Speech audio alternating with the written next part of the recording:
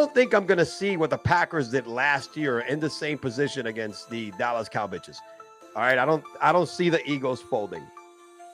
I don't rematch of the game from the first week of the season down in Brazil, where they played on that trash ass field and they still were able to score. I think the final was 32-29 in that one or something like that. Yep. They still put up a bunch of points. You got a low total of 45.5. It's gonna be cold up in Philadelphia. It'll be a much different environment than they played in down in Brazil. It was winter down there, but it was still something like 60-something degrees. It was down there when they played. So, and like I said, the field was trash. Much different conditions now. The Packers a big loss this week. Christian Watson going down with a torn ACL yesterday. That's a bad deal altogether because now he's out for basically all of next year too.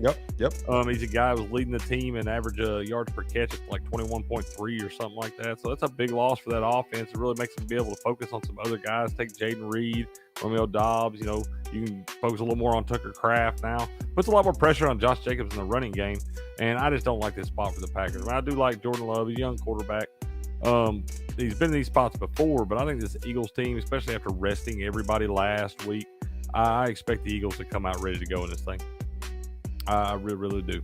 The way that this Eagles team is built right now, regardless of there's still not a solid locker room. I think there's still some turmoil. A.J. Brown and Jalen. However, there's a glue they have this year they didn't have last year, and that's called Saquon Barkley. Because in games where that passing game has struggled, Saquon has completely put that team on his back, like Derrick Henry has done. He used to do with like the Titans, right? Like he did in New York. But this time, knowing that, maybe you don't need Jalen to rush for 2 touchdowns and throw for 2, right? And target AJ Brown, 10 times, right? So, and if you notice, right, the last few weeks, he's been hitting AJ Brown, but Devontae Smith, who's fully healthy now, it's coming into the mix, right? You got their tight end, Goddard, who's also was hurt, and now it's mixed. So they're getting healthy in the right positions, and they got that stabilizer, which I think it's Saquon. I think Saquon is going to be huge in the playoffs. You know what I mean? This is like, uncharted water for Saquon. It's his second playoffs appearance, but I think he's all over it, man.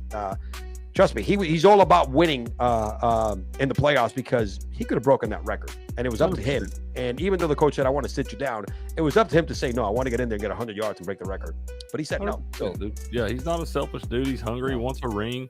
He wants the opportunity to play for a ring, obviously on the best team he's ever been on in his career right here. Yeah. And he's going to be as rested and healthy as all of them will. I mean, the majority of the starters were sitting out of that game last week. They're going to be as fresh as they've been in probably 2 months now. And I expect the Eagles to be hungry, man, especially after the way the season ended last year where they started out 10-0 and you wind up fizzling down the stretch. You still get in the playoffs. You go to Tampa Bay and you get whipped by that Tampa Bay team. I mean, we whipped them down there last year. First time in the playoffs. All there was to it. So the way that